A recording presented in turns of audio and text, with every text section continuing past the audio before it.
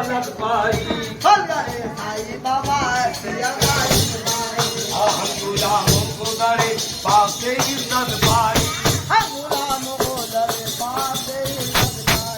बिगड़ा बिगड़ा नहीं रहता है सवर जाएगा बिगड़ा नहीं रहता है सवर जाएगा अमर जाएगा साई बाबा कोई पुकारा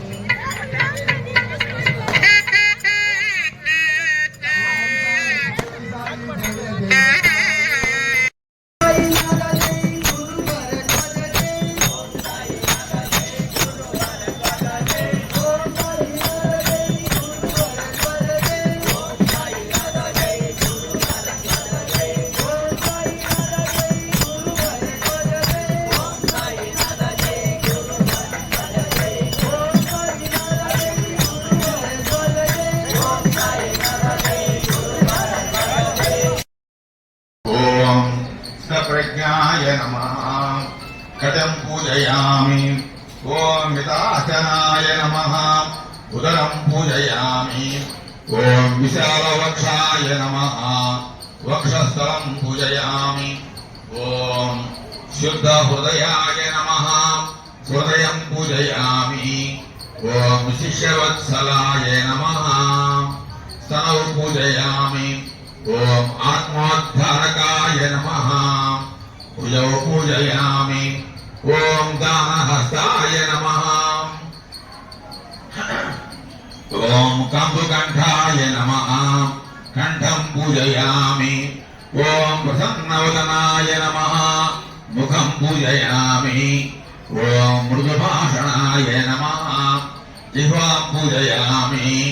ॐ करुणाजलनिधये नमः। नेत्रे पूजयामि। ॐ शास्त्रानुसारिणे नमः।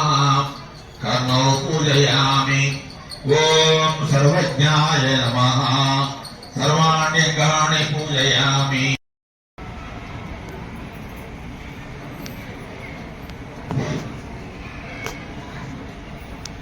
गुरु साईनाथ महाराज की जय। अवधूत भरद्वाज महाराज की जय। बालार्कप्रभमिन्द्रनीलजटिलं भस्माङ्गरागोज्ज्वलं शान्तं नादविलीनचित्तभवनं शार्दूलचर्माम्बरं ब्रह्मज्ञैः सनकादिभिः परिवृतं सिद्धैः समाराधितं दत्तात्रेयमुपास्महे हृदिमुदध्येयः सदा योगिभिः। श्री सच्चिदानंद सद्गुरु साईनाथ महाराज की जय। ఈరోజు మాస్టర్ గారి 87వ జన్మదిన సందర్భంగా ఇక్కడ సమావేశమైనటువంటి గురుబంధువులందరికీ కూడా నా హృదయపూర్వక నమస్సులు. ఈరోజు మాస్టర్ గారి పుట్టినరోజు సందర్భంగా మాస్టర్ గారి గురించి మనం ఇంట్రొడక్షన్ చెప్పాల్సిన అవసరం లేకుండా సూర్యనారాయణ సారు చెప్పేశారు. అసలు మాస్టర్ గారి గురించి ఇంట్రొడక్షన్ అనేది ఇక్కడ ఎవరికి కూడా అవసరం లేదు, అందరికీ సారు సుపరిచితులే. అయితే పుట్టినరోజు గురించి ఒక నిమిషం సేపు మాట్లాడుకొని తర్వాత టాపిక్లోకి వెళ్దాం. నాకు ఇచ్చిన సమయం 10 నిమిషాలు. 10 నిమిషాల్లో నేను ఏం మాట్లాడగలను మీరే ఊహించుకోండి. మనం మన పుట్టినరోజుని విశిష్టంగా జరుపుకోవాలని కోరుకుంటాం. ప్రతి ఒక్కరు కూడా వారి పుట్టినరోజు బాగా గుర్తుపెట్టుకొని విశిష్టంగా అంటే స్పెషల్గా వాళ్ళు కూడా జరుపుకుంటారు. ఇప్పుడు స్వామి వివేకానంద పుట్టినరోజు, శంకరాచార్యుల వారి పుట్టినరోజు, అదేవిధంగా మహాత్మా గాంధీ పుట్టినరోజు, ఇటువంటి వాళ్ళ పుట్టినరోజు జరుపుకుంటారు, ఎల్లకాలం జరుపుకుంటారు. ఎందుకనంటే వాళ్ళు దేశానికో సమాజానికో ఎంతో సేవ చేశారు కాబట్టి వాళ్ళు వ్యక్తిగత జీవితాన్ని వదిలేసేసి సమాజం కోసం ఎంతో చేశారు, ఎన్నో పుస్తకాలు రచించారు, ఎన్నో సత్సంగాలు చేశారు, మనల్ని ఎందరినో ఉద్ధరించారు, ఎందరో ఆపదలు తీర్చారు, ఇప్పటికీ తీరుస్తున్నారు. ఇప్పటికీ కూడా మన కష్ట సుఖాలను కూడా మాస్టర్ గారికి చెప్పుకుంటున్నాం, ఆయన తీరుస్తున్నారు. మరి ఆయనకి మనం ప్రత్యేకంగా ఏమైనా కానుక ఇవ్వగలమా మాస్టర్ గారికి అని అంటే అయితే మనం మన వైపు నుంచి ఆలోచిస్తే మనం ఏం కానుక ఇవ్వచ్చారంటే మనం సామాన్యంగా భిక్ష కానీ, వస్త్రాలు కానీ, ధనం కానీ, ఈ మూడిట్లో ఏదైనా కానీ లేదా 3 కానీ కానుకగా ఇవ్వటానికి మనకి ఎటువంటి అభ్యంతరం ఉండదు, ఇబ్బంది ఉండదు. ఒకటి భిక్ష అంటే ఆ రోజు స్వామివారికి కొంతమంది నిప్పట్లు చేసుకురావడం, లేకుంటే స్వామికి ఇష్టమైన బొబ్బట్లు చేసుకురావడం, లేకుంటే అన్నదానం చేయడం, ఏదో ఒకటి భిక్షగా మాస్టర్ గారిని తలుచుకొని ఆయన పేరుతో చేసుకుంటారు. లేదా వస్త్రాలు, మాస్టర్ గారికి ఈరోజు పుట్టినరోజు కాబట్టి 1 నెల క్రితం 2 నెలల క్రితం ముందుగానే ఈ డేట్ ఫిక్స్ చేసుకొని వస్త్రాలు కూడా సమర్పించుకుంటారు. దక్షిణ, ఈరోజు ఈ కార్యక్రమం జరుగుతుందని మనకు తెలుసు కాబట్టి ఈ కార్యక్రమానికి సంబంధించి మనం ఏదైనా కొంత దక్షిణంగా కూడా మన చేతిలో ఉన్నది మన శక్తి కొద్దీ మాస్టర్ గారికి సమర్పించుకొని మనం సంతోషిస్తాము. తను మన ధనాన్ని కోరుకుంటారు. తను అంటే మన శరీరం, శారీరక శ్రమ. మనం ఆయనకి ఏం చేయగలము అంటే గురువు గారు దగ్గర ఉన్నప్పుడైతే ఆయన సేవ చేసుకునే భాగ్యం అందరికీ లభిస్తుంది. మనం అందరం కూడా సేవ చేసుకొని ఉండొచ్చు. ఇప్పుడు ఆయన లేరు కదా, మరి ఆయన సేవ ఎలా చేసుకోవాలి? మన శరీరాన్ని, మన తనువుని ఆయనకి ఏ విధంగా అర్పించుకోవాలి, ఏ విధంగా ఆయనకి సమర్పణ చేసుకోవాలి అంటే మనం చేసే ప్రతి పనిలో మన ఇంట్లో పట్టణ రూపంలోనే మాస్టర్ గారు ఉన్నాడు. సర్వాంతర్యామి మాస్టర్ గారు. ఇప్పుడు నేను చెప్పిన 6 కాదు, ఇప్పుడు చెప్పబోయే 3 వీటిని మనం చాలా శ్రద్ధగా గుర్తుంచుకోవాల్సినటువంటి అవసరం ఉంది. ఒకటి ఏంటంటే భక్తి, 2 ప్రేమ, 3 కృతజ్ఞత. ఇందాకనే సూర్యనారాయణ సార్ చెప్పాడు, మనం కృతజ్ఞతగా మాస్టర్ గారికి ఈ మందిరం కట్టించిన దానికి, పుస్తకాలు రాసిన దానికి, మనం అందరినీ ఎడ్యుకేట్ చేసిన దానికి, మనం వాళ్ళందరినీ కూడా సన్మార్గంలో నడిపిస్తున్నందుకు, ఎక్కడెక్కడ వాళ్ళందరినీ ఇక్కడ చేర్చి మనందరినీ గురుబంధువులుగా చేర్చి ఈ సత్సంగాలు జరుపుకోవడానికి కృతజ్ఞతగా మనం ఏం చేసుకోగలం అనే పదాన్ని సార్ వాడారు.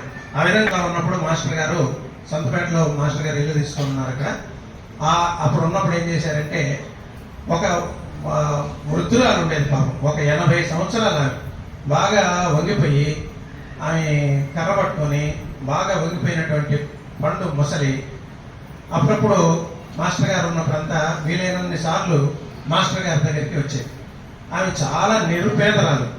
ఆమె ఏమి కొనుక్కొని రాలేనటువంటి ఆమె, ఏమీ తేలైనటువంటి ఆమె. మాస్టర్ గారికి ధన రూపంగా కానీ, లేదా వస్త్ర రూపంగా కానీ, భిక్ష రూపంగా కానీ ఏమీ ఇవ్వలేనటువంటి ఆమె. అయితే మాస్టర్ గారి మీద ఏముందానికి భక్తి ఉంది. అందువల్ల మాస్టర్ గారు దగ్గరికి వీలైనన్ని సార్లు లేదా ప్రతిరోజు ఖచ్చితంగా వచ్చేదాన్ని. అంత వృద్ధురాలు ఆ విధంగా వంగి వస్తుంటే చూసే వాళ్ళందరూ కూడా ఆశ్చర్యపోయేవాళ్ళు. అబ్బాయి ఏంటబ్బా ఏమి భక్తి అని అనుకునేవాడు. వచ్చి ఆమె ఏం చేసేది అని అంటే, మాస్టర్ గారి దగ్గర ఆయన కూర్చొని ఉంటే అక్కడ వచ్చి కూర్చొని ఆయన ఆప్యాయంగా పలకరించేవారు, ఆదరంగా పలకరించేవారు మాస్టర్ గారు. పలకరించిన తర్వాత మాస్టర్ గారు మేము పాద పూజ చేసుకుంటామని ఆయన కాళ్ళు ఇచ్చేవారు. పాదాలు ఆమెకు కొంచెం ముందుకు జరిపారు. ఆమె చక్కగా ఆయన పాదాలకు నమస్కారం చేసుకొని భక్తి పుష్పాన్ని సమర్పించుకొని వెళ్ళిపోయేది. ఆయన సమర్పించడానికి ఆమె దగ్గర ఏమీ లేదు, చాలా నిరుపేదరాలు. కాబట్టి నిజమైనటువంటి భక్తితో ఆమె చేసేటటువంటి ఆ పాద పూజ అంటే మాస్టర్ గారికి కూడా ఎంతో ప్రేమ. ఇది మనం ప్రేమ సమర్పించడం అంటే మాస్టర్ గారు. ఇది మాస్టర్ గారు ఆశించేది మన దగ్గర నుంచి. ఆయన డబ్బునో లేకుండా ఇంకోటో ఆయన ఏం ఆశించడు. మనసుకు హత్తుకుంటుందని ఇంకొక ఇది నిజమైనటువంటి ఉదాహరణలు. నేనేదో కల్పించి చెప్తున్నటువంటివి కాదు, ఇవి నిజంగా జరిగినటువంటి ఉదాహరణలే. ఇక్కడ ఒంగోలులోని లాయర్పేటలో మాస్టర్ గారు ఉన్నప్పుడు ఆ చుట్టుపక్కల ప్రాంతం అంతా కూడా గుడిసెలుగా ఉండేవి. అప్పుడు అంటే ఒక 30-40 సంవత్సరాల క్రితం అక్కడంతా కూడా గుడిసెలు. ఆ గుడిసెల్లో చిన్న పిల్లలందరూ కూడా ఉండేవాళ్ళు. పెద్దవాళ్ళు పనులకు పోయేవాళ్ళు, రిక్షాలు నొక్కునేవాళ్ళు, కూలికి పోయేవాళ్ళు, వాళ్ళు పాపం. సరే, ఈ పిల్లలందరూ కూడా ఈ మాస్టర్ గారి దగ్గరికి ఆరతలకు కానీ, లేదా పూజకు కానీ, ఏదో దానికి వస్తే, భజనకు కానీ వాటికి వస్తే ఏం దొరుకుతుందని వస్తారా పిల్లలు? ఏదైనా ప్రసాదం లభిస్తుంది, చాక్లెట్లు ఇస్తాడు, లేకుంటే చక్కెర పెడతాడు, లేకుంటే మిఠాయిలు పెడతాడు అని చెప్పి వచ్చేవాళ్ళు పాపం. సరే, ఆ విధంగా వాళ్ళు ఆ పేద పిల్లలు ఆ తీపి పదార్థాల కోసం, భిక్ష కోసం వచ్చేవాళ్ళు అనమాట, ప్రసాదం కోసం. వస్తే వాళ్ళు అలా వస్తూ ఉండేవాళ్ళు. వాళ్ళు ఒకసారి ఏం చేశారంటే, ఇదే విధంగా మాస్టర్ గారి జన్మదినం వచ్చింది. మాస్టర్ గారి జన్మదినం వచ్చినప్పుడు ఆ పేద పిల్లలు వాళ్ళు, అంటే వాళ్ళు విద్యార్థులు కూడా కాదు, ఖాళీ తిరిగేవాడు. సమయానికి మాత్రం వచ్చి ప్రసాదం తీసుకుని పోయేవాడు. మాస్టర్ గారు అంటే వాళ్ళకి ఎంతో ప్రేమ. వాళ్ళు ఏం చేశారంటే, మాస్టర్ గారి బర్త్డేకి చాలా ముందుగా వచ్చేటటువంటి వినాయక చవితికి వినాయకుడి బొమ్మలు, పత్రి, ఇటువంటివన్నీ అమ్మి ఆ వచ్చిన డబ్బుల్లో కొంత దాచుకొని ఆ పిల్లలందరూ కలిసి తలా ఒక 2 రూపాయలు, 5 రూపాయలు, 3 రూపాయలు వేసుకొని వాళ్ళు ఏం చేశారంటే, ఒక చొక్కా ఒక టవల్ కొన్నారు పాపం ఆ బిడ్డలు. అవి తీసుకొని మాస్టర్ గారి బర్త్డే రోజు అందరూ మీలాగా ఎంతోమంది విజ్ఞులు, మేధావులు అందరూ వచ్చి కూర్చొని ఉంటే ఆయన ఇట్లాగే సత్సంగానికి వచ్చి అలాగా ఆయన స్టేజ్ దగ్గర కూర్చొని ఉంటే వాళ్ళు ఆ బిడ్డలు వచ్చి మాస్టర్ గారికి ఆ చొక్కా, టవలు ప్రేమతో సమర్పించుకున్నారు. ఎంత ఎంత ప్రేమ ఉండాలి వాడు పాపం. ప్రేమతో సమర్పించుకుంటే మాస్టర్ గారు ఎంత నిరాడంబరుడు, ఎంత గొప్పవాడు, ఎంత మహాత్ముడు అనే విషయం ఇక్కడ ఏంటంటే అక్కడికక్కడే మాస్టర్ గారు అక్కడికక్కడే స్టేజ్ మీదనే ఆ చొక్కా విప్పేసేసి వాళ్ళు ఇచ్చే చొక్కా దొరుకుని ఆ టవల్ పైన వేసుకున్నారు. వాళ్ళు ఎంత సంతృప్తి పడి ఉంటారు, ఆ బిడ్డలు ఎంత సంతృప్తి పడి ఉంటారు ఆయన ప్రేమకి. ఆయన ప్రేమను వాళ్ళు ఎంత పొందారు, వాళ్ళ ప్రేమను ఆయన ఎంత పొందాడు, ఎంత చక్కగా రిసీవ్ చేసుకున్నాడో చూడండి. అది అటువంటి ప్రేమ ఉండాలి మన దగ్గర. మనం ఏం సమర్పించామో అనేది కాదు, ఎంత ప్రేమతో సమర్పించామో, ఎంత భక్తితో సమర్పిస్తున్నాం అనేది కావాలి. ఇక మూడోది లాస్ట్ కృతజ్ఞత. కృతజ్ఞతలో కూడా మీకు ఒక ఉదాహరణ ద్వారా దీన్ని వివరిస్తాను. ఇది నిజంగా జరిగినటువంటి విషయాలు ఈ మూడు కూడా. ఈ కృతజ్ఞతలో మనకి ఆ ఒంగోలులోనే లాయపేటలోనే మాస్టర్ గారు అక్కడే కాపురం ఉండేవాడు, ప్రింటింగ్ అన్నీ జరుగుతుండేవి. ఒక అతను మాస్టర్ గారి దగ్గరికి అప్పుడప్పుడు వచ్చేవాడు. వచ్చి ఆయన సమస్యలు ఏదో చెప్పుకునేవాడు. మాస్టర్ గారు ఏదో ఆయనకి పారాయణ చేయమనో, ప్రదర్శన చేయమనో, టెంకాయ చేయమనో ఏదో మాస్టర్ గారు చెప్పేది మాస్టర్ గారు చెప్పేవాడు. ఆయన సమస్యలన్నీ తీరుతూ ఉండేవి. అలాగా ఆయన అప్పుడప్పుడు వచ్చి మాస్టర్ గారి దగ్గర కూర్చుంటుండేవాడు, పోతూ ఉండేవాడు. ఆయన సమస్యలన్నీ తీరుతున్నాయి. ఆయనకు ఒక రోజు ఏమనిపించిందంటే, ఒరే నా సమస్యలన్నీ మాస్టర్ గారు తీరుస్తున్నారు, నేను చెప్పుకునే బాధలన్నీ ఆయన వింటున్నాడు, నాకేదో సమాధానం చెప్తున్నాడు, ఆ సమాధానానికి నాకు మనశ్శాంతిగా ఉంది, నేనేం సమర్పించుకుంటాను మాస్టర్ గారికి అని అనుకున్నాడు. అతను కూడా మనం మొదట చెప్పుకున్న అవ్వలాగా చాలా నిరుపేద, ఏమీ సమర్పించుకోలే, ఏమీ ఆర్థికంగా ధనరూపంగా లేదా పెద్దగా వస్తువుల రూపంగా సమర్పించుకోలేనటువంటి నిరుపేద. ఆయన ఒకరోజు మాస్టర్ గారి దగ్గరికి వచ్చాడు. ఏమై వచ్చారా, దా కూర్చో అని మాస్టర్ గారు చాలా ఆప్యాయంగా, మధురంగా, మృదువుగా, సున్నితంగా పలకరించారు. సరే అతను కూర్చున్నాడు. కూర్చొని అతను ఏమి మాట్లాడలేకపోతున్నాడు, చెప్పలేకపోతున్నాడు. అప్పుడు అతను, సార్ మీరు నాకు ఎన్నో సహాయాలు చేశారు, ఎన్నోసార్లు నన్ను ఆదుకున్నారు, నా సమస్యలన్నిటికీ కూడా పరిష్కారాలు చెప్పుకున్నారు, నాకు చాలా సంతోషంగా ఉంది. అయితే నేను మీకు ఏమీ సమర్పించుకునేటువంటి స్థాయిలో లేదు నా కృతజ్ఞత తెలియజేసుకోవడానికి. అయితే మా ఇంట్లో సీమ చింతకాయల చెట్టు ఉంది, గుబ్బల చెట్టు అంటామా. ఆ సీమ చింతకాయల గుబ్బలు బాగా కాచాయి సార్, అవి తీసుకొని వచ్చాను, అవి మీకు ఇవ్వవచ్చా అన్నాడు. అంటే అందరూ పెద్ద పెద్ద స్వీట్లు, చాలా రకాలైనటువంటి పలహారాలు, పండ్లు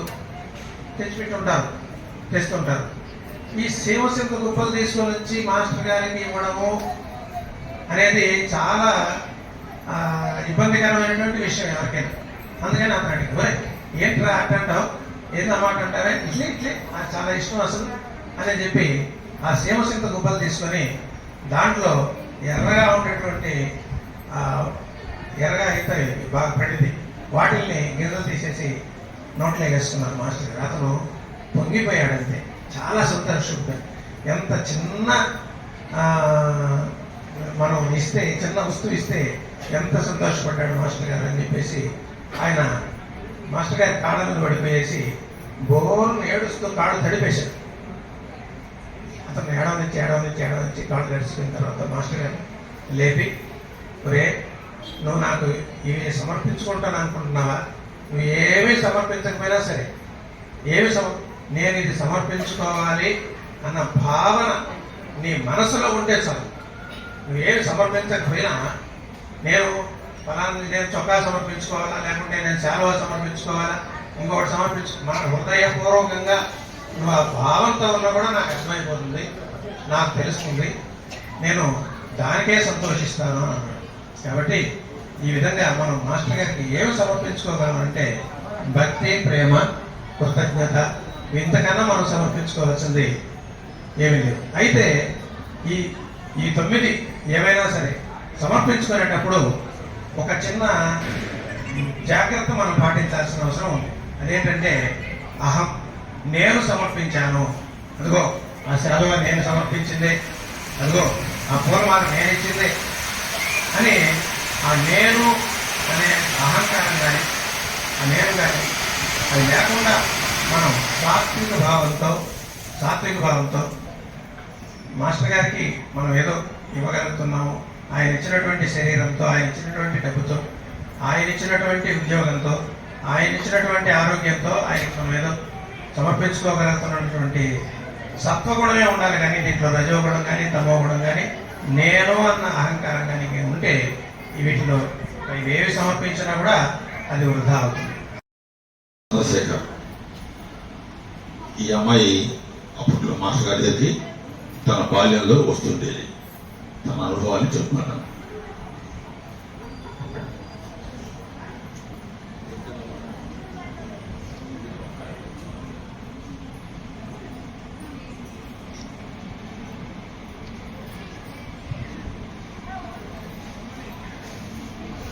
సద్గురు శ్రీ సాయినాథ్ మహారాజ్ की जय, అవధూత భరద్వాజ మాస్టర్ గారికి జై.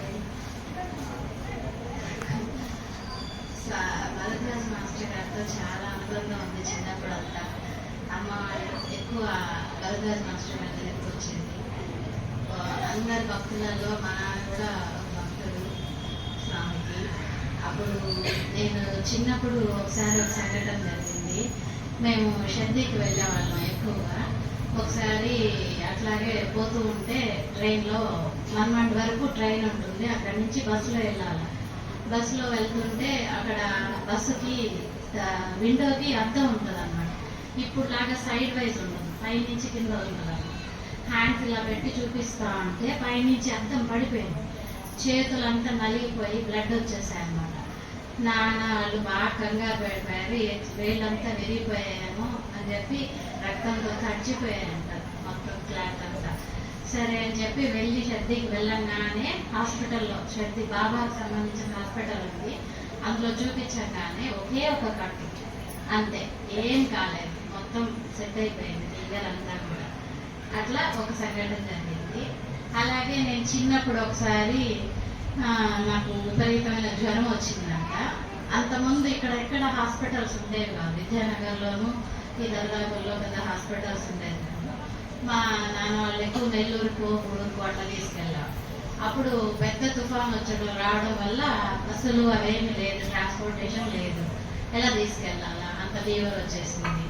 అప్పుడు గబగబా తీసుకొని వచ్చి మాస్టర్ గారి దగ్గర పెడితే ఆయన చేతుల్లోకి తీసుకొని నన్ను ఒక 5 నిమిషాలు అలాగే చూస్తూ ఉన్నారంట.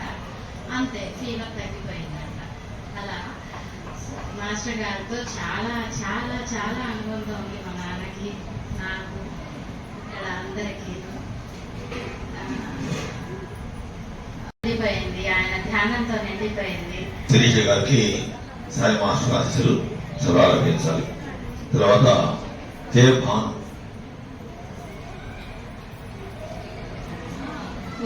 కాబట్టి ఒక చిన్న కథ చెప్పుకున్నా. మా అమ్మగారు చిన్నప్పటి నుంచి ఏ కష్టం వచ్చినా అంతా మా మంచిగానే ఒక మాట చెప్తూ ఉండేవారు. అది కొన్నిసార్లు నాకు కొంచెం ఇబ్బందిగా అనిపిస్తుంది. మంచి జరిగినప్పుడు బాగానే అనిపిస్తుంది, కానీ కష్టం వచ్చినప్పుడు మాత్రం ఏం మంచి అనిపిస్తుంది. ఇలా చాలా సార్లు అడిగిన తర్వాత ఒక రోజు నాకు కూర్చో అని చెప్పి ఒక కథ చెప్పారు. ఒక మహారాజు కథయుద్ధం చేస్తూ ఉంటే తన చేతికి గాయమైంది. సరే, గాయమైతే అది మంత్రి చూసి, ఏం కాదులేండి మహారాజా, అదంతా మీ మనిషికే అన్నారంట. నా చేతికి గాయం అయితే నువ్వు నా మంచికి అంటావా అని చెప్పి ఆయన కోపం వచ్చింది. మహారాజు కదా, కోపం వచ్చింది. కోపం వచ్చి ఈయనకి మంత్రి గారిని తీసుకెళ్లి చెరసాలలో పడేమన్నారు.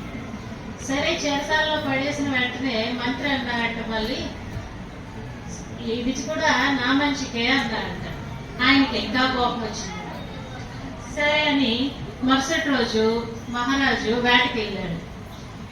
వేట ఆడుతూ దారి తప్పిపోయి ఒక అడవిలో ఒక గిరిజన తెచ్చిన బృందానికి దొరికిపోయారండి.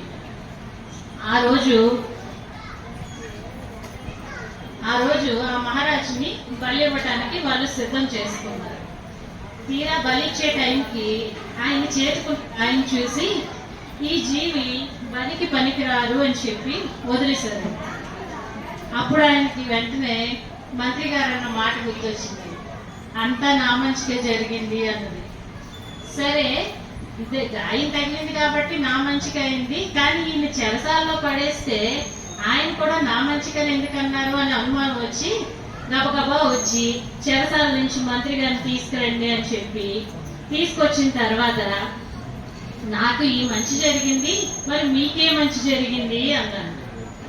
చెరసాలలో నన్ను పడేయకుండా ఉండుంటే నేను కూడా మీతో పాటు వేటకు రావాల్సి వచ్చేది. వేటకు వచ్చాక అన్ని అవయవాలు బాగున్నాయని నన్ను బలిచ్చి ఉండేవారు అని చెప్పి మంత్రి గారు అన్నారండి.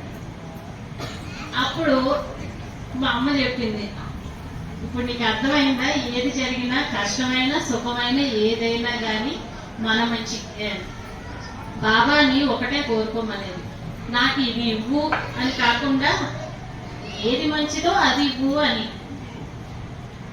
అట్లా ఒక్కొక్కసారి మా అమ్మగారు చెప్పే కథలు నాకు చాలా సార్లు అవి సొల్యూషన్స్ లెక్క ఉండేవన్నమాట. అలాగే ఈ మధ్యకాలంలో నాకు ఒక రాత్రి భరద్వాజ్ మాస్టర్ గారిని కాళ్ళకు దండం పెట్టుకోవాలనిపించింది. లోపలికి వెళ్ళటానికి ఎప్పుడు మనకు లాక్ చేసి ఉంటుంది కదా, సో నేను ఎప్పుడు 1-2 సార్లు తప్పించి వెళ్ళాలి. ఆ రోజు ఎందుకో నాకు అనిపించింది లోపలికి వెళ్ళి ఆయన పాదాలు దండం పెట్టుకుంటే బాగుండు అని మనసుకి అనిపించింది. నెక్స్ట్ డే గుడికి వచ్చేటప్పుడు డోర్లు ఓపెన్ చేసి ఉండాలి. అది మీ అందరికీ చిన్న విషయం అయి ఉండొచ్చు, కానీ ఆ టైంలో నా మనసుకు విపరీతమైన ఆనందం కలిగింది. ఆ క్షణాన్ని మాత్రం నేను చాలా హ్యాపీ, అసలు మామూలు హ్యాపీనెస్ కాదు.